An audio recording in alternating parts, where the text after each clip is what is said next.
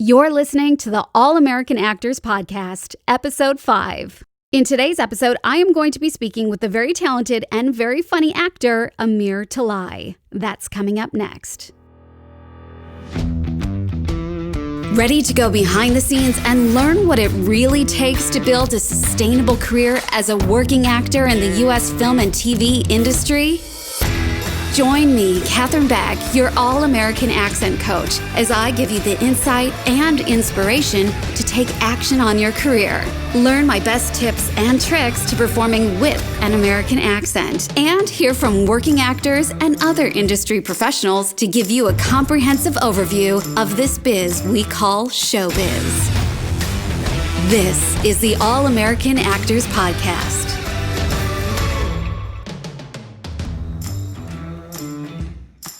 Before we jump into today's episode with Amir, I just want to thank you for listening and let you know that when you leave us a 5-star review for this podcast, you'll get a chance to be featured as our star listener of the week. And I'll even give you a shout out right here on the show.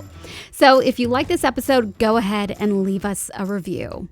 My guest today on the show I met about 16 years ago in an improv class at the Groundlings. And since the last time I saw Amir, he has really made a great career for himself as an actor. He's worked on feature films such as Marriage Story, What to Expect When You're Expecting, and Harold and Kumar 2: Escape from Guantanamo Bay. He has also worked extensively in TV and voiceover as well. I'm really excited to share this interview with you, so let us begin. Welcome, Amir. Thank you so much for being on the show with me. Let's first start off by telling our listeners a little bit about who you are. Well, I'm an actor in Los Angeles. I'm originally from San Francisco. Done a lot of comedies. Mostly that. I did sketch comedy when I was first starting out. I would say, people in the States might recognize me from either, I would say, like Harold and Kumar 2 was one of the biggest ones I did. What to Expect When You're Expecting is another big one I did. Done a lot of commercials, so definitely people recognize me from those. I act. I try to do good in the world. I try to be an activist where I can, and I sing. And what else do you want to know, Katherine? Everything, Amir. Does that cover it? So when did you decide to become an actor? I think I decided to become an actor when, I always wanted to be an actor, but I didn't know that I could be successful at it. I didn't plan to be successful at it. I didn't expect to be successful at it. But over time, it just sort of became the thing I was doing. It was just that, oh, okay, well, this is how I pay my bills now, and I don't have to do the other stuff anymore. But I always figured acting would be sort of a fun thing I did on the side. And then lo and behold, I've been doing that for 20 years. So, I think I've had the bug ever since like middle school. But yeah, I was just taking classes, doing little things, and little things turned into big things. So you and I met at the Groundlings, and at what stage was that in your career? Were you first starting out, still testing the waters with comedy? So I had been working in San Francisco for about 3 years or so after college as an actor. And in San Francisco, I was managing to pay like 2/3 to 3/4 of my bills with acting, which was great. But I was working about as much as any San Francisco actor could, and still not able to pay all of my bills with acting. And so it was like, oh, okay, well, I've sort of reached the ceiling here. So let's go to LA and try that for a while. And I didn't, I was like, I might be back here in 2 years or 5 years, but let's see. And so when I got to LA, one of the first things I did was sign up for classes at the Groundlings, which, by the way, the Groundlings are doing Zoom classes right now. So I wonder if they're getting like international students. I suspect that they are, which is a really cool thing if possible. I think they are, because from my perspective, being over here, I've had a lot of actors say they're doing this class in LA on Zoom and that class in LA on Zoom. So it's really exciting now how international actors can now take classes like you and I took class, but on Zoom. Yeah. I did a couple Groundlings shows over Zoom recently, and a couple of the actors were in Bangalore, India. And it's one of the very few silver linings of this whole thing is that we've actually found ways to connect with people around the world in ways that we never would have thought to before.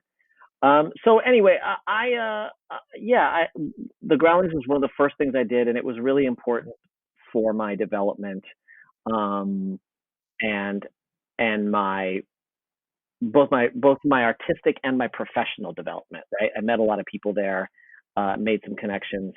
People who I continued to work with and collaborate with after the Groundlings there. So yeah, that was one of the first things I did, and one of the most important things I did. And how did you find that your improvisation training helped set you up then for auditioning and getting those roles? I think that the more trained you are in improv, the less likely you are to feel very sort of precious about what you do in an audition. And I think that's incredibly important. I think one of the most important skills to have as an auditioner is a sense of ease, comfort. So I just think that improv, even if you don't want to be an improvisational actor, which most people shouldn't, um, I think it's extremely valuable to help you be a good auditioner. Yeah, I 100% agree on that for sure. So, in terms of auditioning in LA, what have you noticed? Obviously, it's been a crazy year. Have you noticed any sort of changes over there? Because I'm in Sydney, so it's a bit different here. But in terms of LA, because it's sort of like we think of LA as having the bulk of the auditions. Now, what's happened? What have you noticed in terms of the amount of in the room auditions you have to Zoom auditions to self tapes? How's it changed over there for you? There is no longer, people keep saying, well, the new normal is blah blah blah. There's not a new normal yet. So people keep looking for the new normal, but the in conditions are changing so quickly and massively that there isn't really a new normal to be had, right? There was this feeling that, like, okay, well, there's not going to be any production in the States, so pretty much everything's going to move to like Canada and South Africa and Australia, and that lasted for about a month, right? Until people were like, let's figure something out, and then it was like, oh, actually, you know what? The numbers are coming down in the States, so let's go ahead and follow through with productions. And it was like, oh, holy shit, the numbers are exploding in the States, so let's pull back. So it's just like, there is no pattern to be discerned yet. And now we're going to have a whole new normal with the vaccine coming out, right? Which, that won't change things immediately, but it may change certain people's behavior and beliefs in the short term. So who knows? You know, as far as what auditionings are happening remotely, well, first of all, there's nothing live. But the auditions I have been getting have been overwhelmingly self-tapes with an occasional live audition, and sometimes a self-tape initial audition and a live, and when I say live, I mean Zoom or something like that, callback. So yeah, so that's what it's been like lately. But who knows what it'll look like by the time this podcast airs? You know what I'm saying? Yeah, exactly. I'd be curious to know, have you worked on set at all this year? Almost. I booked something. And I had to be tested the day before my fitting, and then I had to be tested on the day of my fitting for my shoot day. Right. So I went in and got the test, all good. Went in and got the fitting, all good. On the way out, got the test for the shoot, before I did the test, they were like, shoot's been pushed. Someone got COVID. So, that whole shoot, so I didn't even have to do that test that day because they're like, because you're not shooting this week. Thankfully, I was able to get my fitting done because it was in a different sort of zone from what was happening on set. But the shoot part of my job has been pushed to January, and right now it's mid-December. Right. Wow. I had sort of a similar experience. It was for a voiceover, not on screen. And I actually got a call for a voiceover job. And the day before was a Sunday, I came down with a cold. And so I had to call my voiceover agent Monday morning and say, I'm sick. I obviously have to get a COVID test. I will rush to go get one, and then I will let you know the results. Well, the voiceover, they had to go on with the show. So I got recast and I ended up losing the job. You know, it's interesting these days what us as actors, voiceover talent, we have to endure now, sometimes losing jobs or getting postponed because of the circumstances. And we just have to battle on. Yeah. I've done a few voiceovers, a lot from home and then a couple in the studio. And it was a very, very strange to go into the studio and sort of like tuck in through a back door, not see anyone, and then leave. And I presumably they came up and cleaned up after me, cleaned up all my corona that I sprayed all over the booth. Yeah, super weird. What was I going to tell you about? You just made me think of something. Well, I was going to ask you because I did notice on your IMDb that you've done a fair bit of voice work. So have you had to do different types of character voices or accents in your acting career?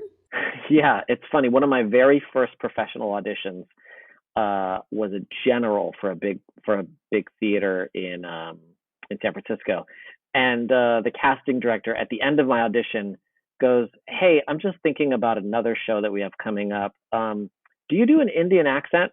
And I literally scoffed at her. I was like, "Yeah, if you look like me, you better." I didn't say, but yeah, I think it's funny because when you look Middle Eastern, Indian, Israeli, North African, you'll be expected to do all of those accents for various auditions. And so I've played Indian characters and Arab characters, Persian characters. I don't know that I've ever played Pakistani. Probably played someone from Afghanistan. And particularly in the early days, in the sort of decade after 9/11, when there was a lot of very specific sort of terrorism related stuff, producers didn't care what you looked like, and they also didn't care if your accent was passable. Close enough was good enough for them. I think that's changed to a certain extent. I think it's harder for someone who's, I would say, like Israeli to get cast as Pakistani and vice versa. If you look at what's his name? Is it Naveen Andrews, who played Saeed on Lost? Mm-hmm. I mean, he couldn't read more South Asian to me. And meanwhile, his face screams South Asian. And I don't mean that positively or negatively. It's just freaking obvious to me. And he's playing like an Iraqi guard on Lost. And I think that was like one of the last major, like, that's terribly inaccurate sort of moves. I haven't been asked to do British or Aussie. And then I think in voiceover, yeah, I mean, I think I've done accents all over the place for sure. Yeah. I've still done Indian. I think the last Indian accent I did in a voiceover was not too long ago, maybe a couple of years ago. Right. And so it's interesting that you've been expected to have all these other accents as part of your repertoire. What's your process then if somebody asks you to do an accent for an audition, or let's say it's on the spot in a voiceover session? How do you prepare for an accent? I would say that I've done a lot of preparation over the last 20 years. such that I don't have to think too much about it anymore. Um, Indian comes very, very easily to me because that's one that I've been doing, I would say, since like right out of college. I'm also really lucky in that I have a very, very good ear, because I grew up speaking four different languages and singing. Oh, wow. And I think that tunes you. And so I'm an incredibly good mimic. Um, and I also like I can discern accents. I mean, I'm not always great at certain accents. Like I'm not great at, for example, a German accent. But I can clue into it more quickly than most people. You know. Um, so at this point, I don't do too many other accents other than Persian and occasionally Arab, which is not far from Persian. Now, the catch is with various Arab accents, I've heard people say, well, like, oh, well, an accent from someone from Afghanistan is going to be different than someone in Syria or Kuwait. And it's like, yeah, uh, yes and no.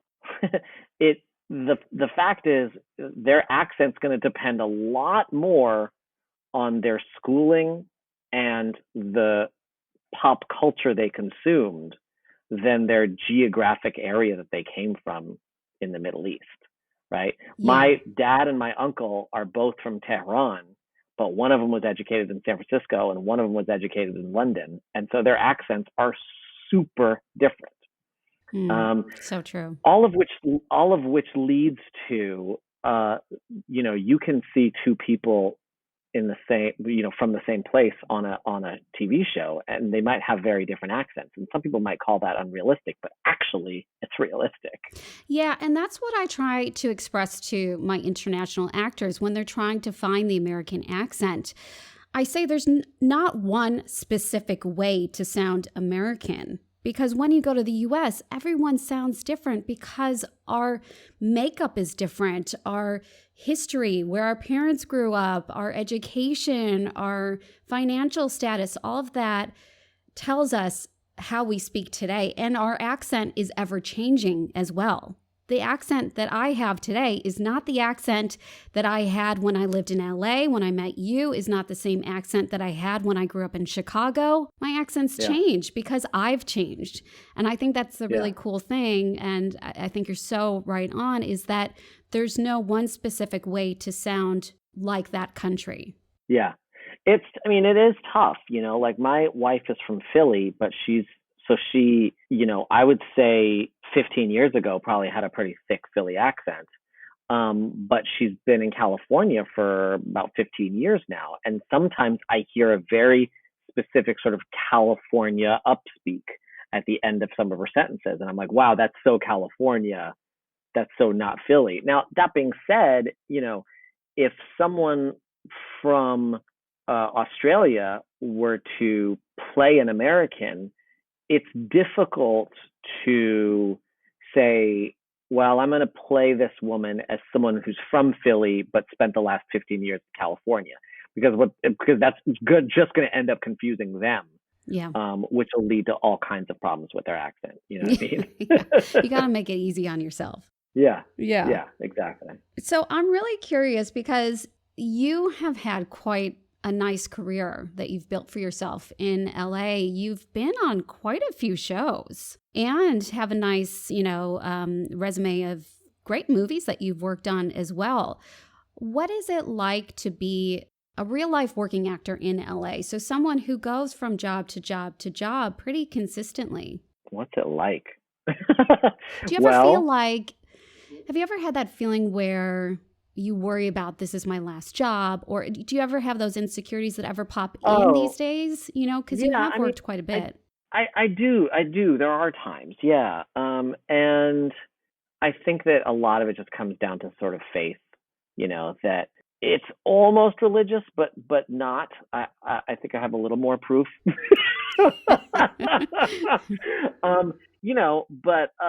But people of faith just go, I just believe.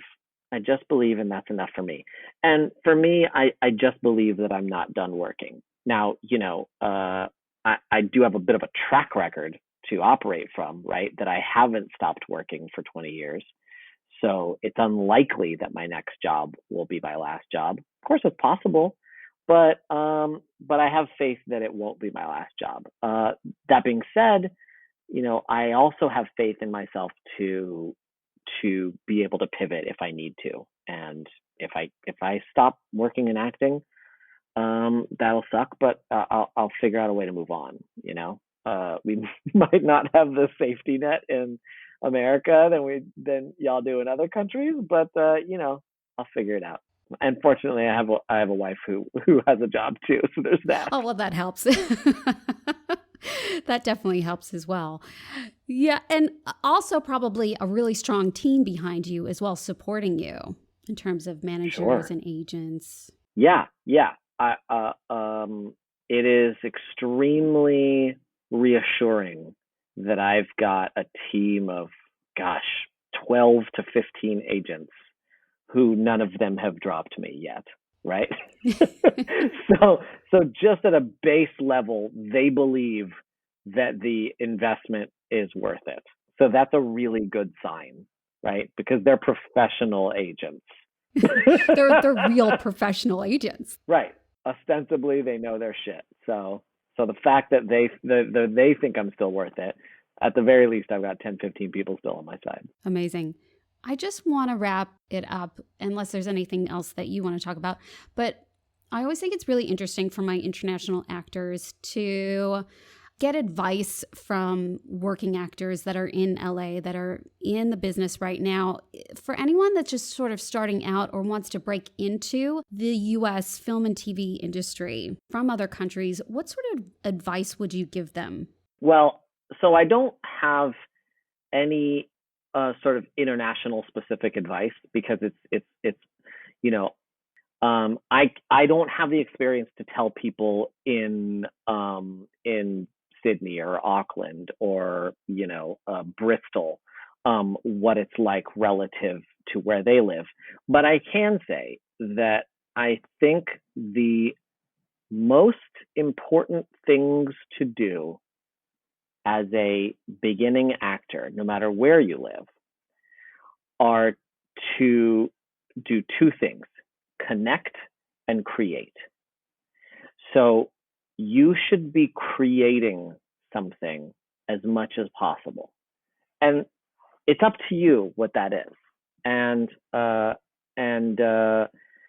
that could be creating short videos, long videos, scripts, sketches, plays, whatever, right? That's creating. And then you should also be connecting, right? And you can connect with fellow actors, representatives, producers, directors in a million different ways, right? You can connect by creating. You can connect by networking, schmoozing, if you're into that. I'm not. But some people are good at it. And if you're good at it, do it, right? You can connect by being in class. And, I don't know if this is the case outside of the US, but in the US, across all businesses, not just Hollywood, 50% of people get their job from someone they know, right? I think it's the same for Hollywood, if not more. And I suspect that it's similar in other countries as well, right? So that's what connecting is about. And frankly, creating is a way to connect to people uninvolved with your project as well. And also, creating is just really good for your artistic development, your soul, right? So you want to do both. If all you're doing is connecting, I think you're selling yourself short. And if all you're doing is creating, I think you're not being as productive as you could be. That's such great advice for anyone who's an actor, that fine balance between creativity and the business side of things, which often we forget one or the other, or it's not in balance, in sync. This has been such a joy to speak with you, Amir. Thank you so much for taking the time to speak with us. I really appreciate it. And I wish you all the continued success in your acting career. And thank you so much. Of course, Katherine. Thank you. This was fun. Thank you so much for tuning in today. I hope you enjoyed today's interview just as much as I did. And hey, if you're ready to start working on your American accent and really following your dreams, then let's get to work. I am hosting a free 5-day American Accent Challenge starting January 11th. We're going to be working in depth together on your American accent so you can feel confident and ready for any audition that comes your way. Just head over to my website, katherinebeck.com/challenge to register, and I will see you there at the challenge. And if you ever have any questions for me, you can always find me on Instagram. That's at Katherine_Beck_. Send me a DM. Let's chat. I would love to hear from you, especially if you have any questions or topics you'd like to hear on the podcast. Drop me a DM and let's chat. And coming up next time on the show, I am going to share with you why most actors fail at mastering the American accent. And I'll share with you how not to fail at mastering the American accent. And make sure to share the show with all your actor friends. Let them know what's coming up next time and invite them to tune in with you and learn how to become an all-American actor so you can be the working actor you dream to be. Until then, go practice your American accent, and I'll see you back here next time.